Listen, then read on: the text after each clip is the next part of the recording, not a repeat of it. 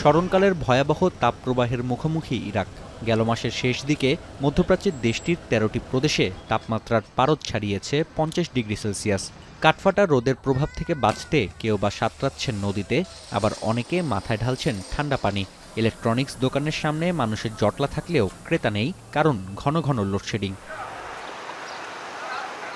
ওপেকভুক্ত দেশগুলোর মধ্যে তেল উৎপাদনকারীর তালিকায় দ্বিতীয় অবস্থানে ইরাক। তবে ২০০৩ সালে মার্কিন সামরিক বাহিনীর অভিযানের পর থেকেই দেশটিতে তীব্র আকার ধারণ করে বিদ্যুৎ সংকট। অভ্যন্তরীণ রাজনীতির কোন্দল, বিনিয়োগের অভাব ও অব্যবস্থাপনার কারণে চাহিদা অনুযায়ী বিদ্যুৎ সরবরাহে ব্যর্থ জাতীয় গ্রিড। এমন পরিস্থিতিতে ইরাকিদের ভরসা সৌরবিদ্যুৎ। মসুলের প্রত্যন্ত গ্রামের গম চাষি আবদুল্লা আলী ইরাকি এই যুবকের ক্ষেত ছেয়ে আছে সৌর প্যানেলে।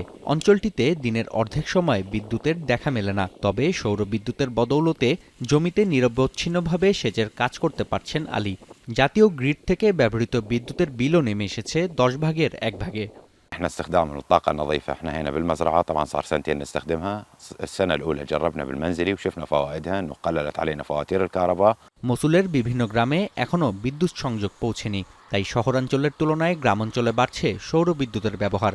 সৌরবিদ্যুৎ সরবরাহকারী প্রতিষ্ঠানগুলো বলছে, প্রাথমিকভাবে বেশি দামে কিনতে হলেও ২ বছরের মধ্যেই প্যানেলগুলোর ব্যয় ওঠানো সম্ভব। এছাড়াও ৩০ বছরের বেশি নিরবচ্ছিন্নভাবে সেবা প্রদানের সক্ষমতা রাখায় জেনারেটরের চেয়েও জনপ্রিয় হয়ে উঠছে সোলার প্যানেল, যাতে প্রভাবক হিসেবে কাজ করছে কেন্দ্রীয় ব্যাংকের নিম্ন সুদ হার। منظومات الطاقة الشمسية يعني تقريبا 5 كيلو وات أو 6 كيلو وات اللي هي تغذي 20 أمبير بالنهار و10 أمبير بالليل. النظام المنظومات اللي عم تنصب على الشبكة نظام الأوف جريد، يعني الطفل القاطع مع الوطني واكتفاء ذاتي يكون عندهم يعني اكتفاء ذاتي من قبل الطاقة الشمسية، فيكون الاستهلاك ماله من الشبكة الوطنية صفر بهاي الحالة.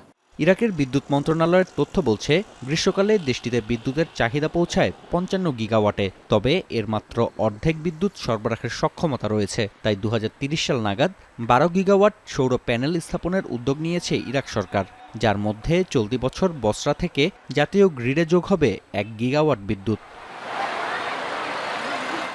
নাফিয়া আরমান মনন, এখন বিশ্ব।